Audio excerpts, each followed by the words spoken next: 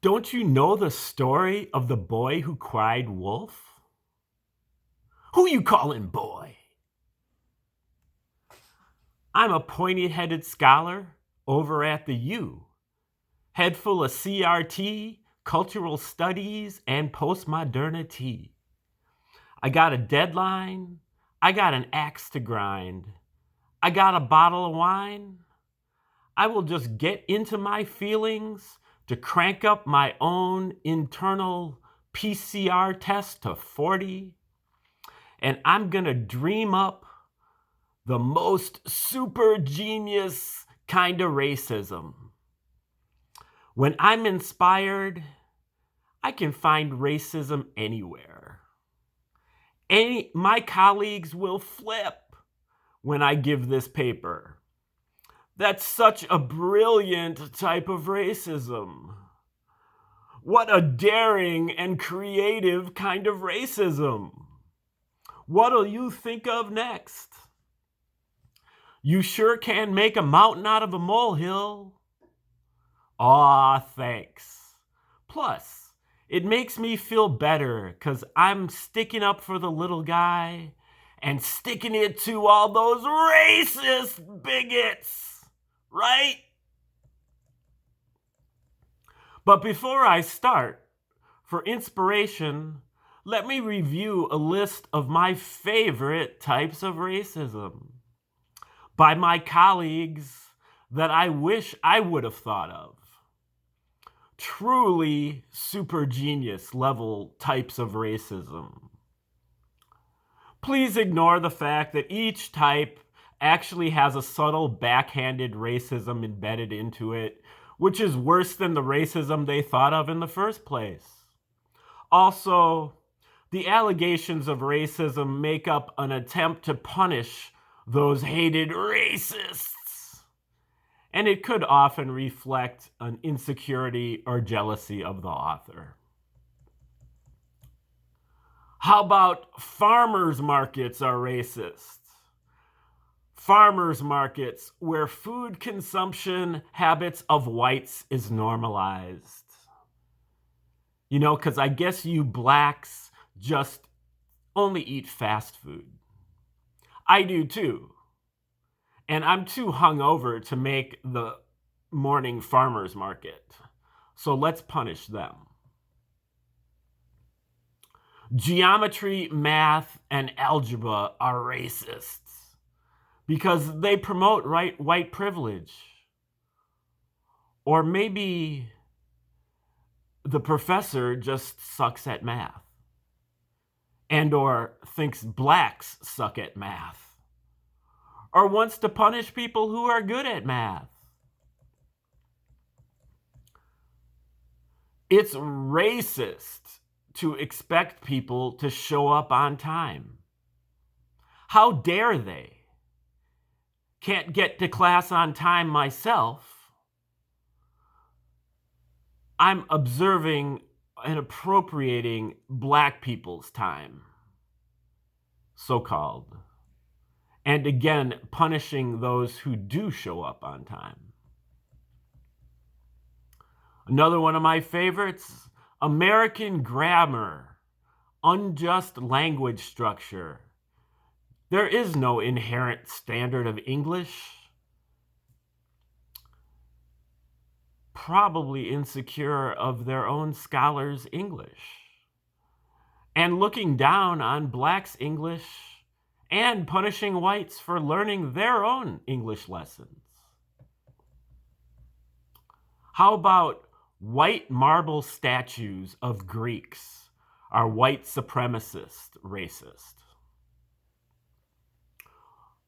But the bronze statues, I guess they're okay. Hands down, the boldest kind of racism was that yoga is racist. Taking whining to a new level and missing the target or moving the target. As the racists the author is trying to punish are not the types to do yoga. Some evangelicals actually think yoga itself is satanic. You can look for a future video from me on imaginary Satanism to go with this one on imaginary racism. But the imaginary Satanism problem is not nearly as bad, so I'm going to do this one first. And plus, with yoga, some of the author's friends probably love yoga. Now, just summing up these few different kinds of my favorite kinds of racism, racist yoga was the worst take that I saw. But still, I can see how it could be true, how it could seem that way. Sorry to say that I took so many of these CRT-oriented classes in grad school that my PCR test for racism has been cranked up pretty high, that I can literally see the logic in every one of these cases of imaginary racism, even while knowing they are ridiculous. Two other kinds of racism are worth noting, as they are two-dimensional or accelerating kinds of racism, in that the type is racist itself, but also creates more white people by its very nature, and thereby perpetuates itself. One is that peanut butter and jelly is racist. Because what about people who don't eat sandwiches? Well, for me personally, I don't eat sandwiches. And really, it's okay. I'll be okay not being just like all the other kids who eat sandwiches. And other than me, who doesn't eat sandwiches? Tacos are sandwiches. Falafel are sandwiches. Gyros are sandwiches. Sushi is sandwiches. And then the other example is that milk is racist. Since many blacks are lactose intolerant, milk is just a thinly veiled allegory of white supremacy. PETA, in fact, says that milk is a perfect drink for white supremacists everywhere and a symbol of neo-Nazi hate. So milk and sandwiches are the most brilliant kinds of racism because they self-replicate, at least as Austrian naturopath Dr. Arnold Ehret has maintained. Now, Arnold Ehret was writing back in 1915, back before Rockefeller medicine took over completely. Ehret was Austrian. So he's a white guy, European.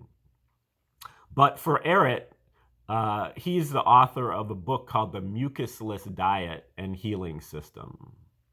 And for Ehret, the mucus in milk and bread actually makes you more white. We'll quote Ehret at length here. "There is no man in existence in the Western civilization whose body has not been continually stuffed since childhood with cow milk," he lists a few other foods, "and cereal products. No man today without mucus. The white race is an unnatural, a sick, a pathological one. The blood is continually overfilled by white blood corpuscles, mucus, waste with white color. Therefore, the white appearance of the entire body. The skin pores of the white man are constipated by dry white mucus. His entire tissue system is filled up and filled out with it. No wonder that he looks white and pale and anemic.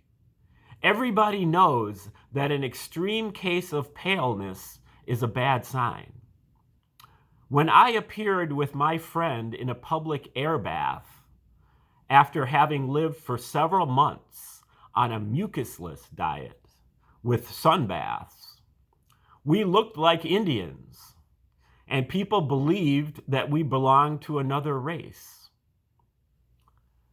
I can notice a trace of pale in my complexion from the morning after eating one piece of bread.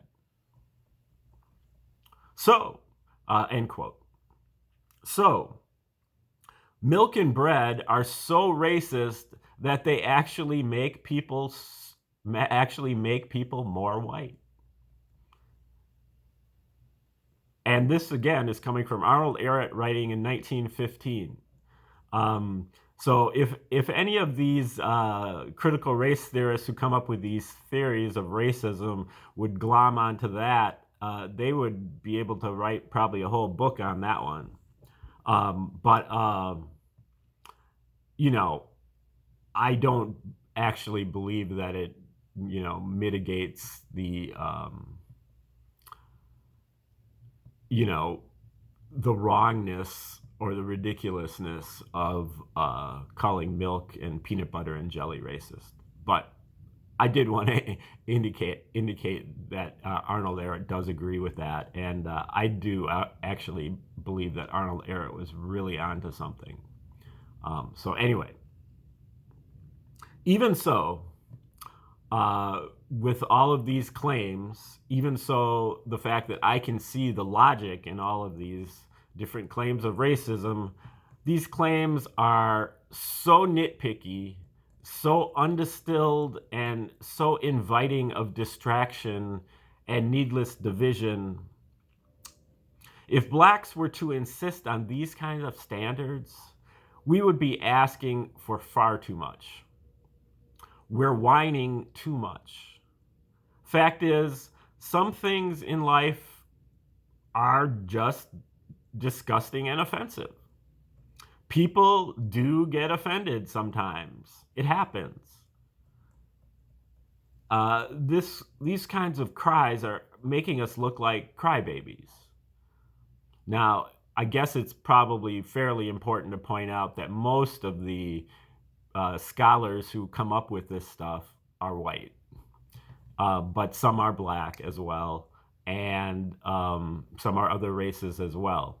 But I'm just kind of, my point here is that black people can't buy into this stuff because it makes us cry wolf. And when we cry wolf, then, we're not going to be believed. So a generation or two in the academy, and eventually the culture itself begins to spout imaginary racism too. A special form of imaginary racism is called halluciracism. Not a hoax and not an exaggeracism, but really conjuring up racism where there is none. Halluciracism. A mental illness, often trauma-based, seeing racism around every corner. This includes one report of a person reporting a shoelace knot as a noose. Another reporting seeing a Klan meeting going on campus. But when the authorities showed up, it turned out that the guys in the white robes were actually lab equipment with plastic dust covers. And a person too traumatized to confront the person with the Confederate flag on their porch gets a friend to do it, only to find out a mistaken identity between the Confederate flag that they saw and the Norwegian flag that was actually flying on the porch, which was being displayed for the Winter Olympics. But, Norwegian Confederate. What's the difference? They're all white. They're all white supremacists anyway, right? So, black or white, intentional or not, crying wolf has consequences. Each time we cry wolf, then a real claim of racism will fall on deaf ears. It will not be taken seriously. So karmically, we are poking the bear. And just ask Jussie. And older, more experienced whites are not so stupid to buy into this circus either. They're watching us crying wolf. We are straining credulity and we are losing credibility. Others can see how we're being taken in by the powers that be, who pander to us with the dumbest kinds of imaginary racism, stretching all the way to flat out fraud. Those people who pointed out racism back in the 1950s were brave and heroic and moved us forward. But many of those who do it today with the full backing of 90% of the establishment are grifters and egoic and are moving us backward. Were they really offended, or was there an agenda? Were they just trying to cash in? And did they really want to punish someone? Everyday people don't appreciate having to be on pins and needles every day to make sure that they never say something offensive. Is it fair? Is it just to expect the public to be my concierge, looking after my every need, my every feeling? Let's get a little bit tougher. Okay, so that is the end of Do you know the story of the boy who cried wolf? Who you calling boy? All right, stay tuned for future videos from me, Thomas, on my channel. Thank you, and click the, whatever you call it, the like, share, subscribe buttons. And we'll see you next time.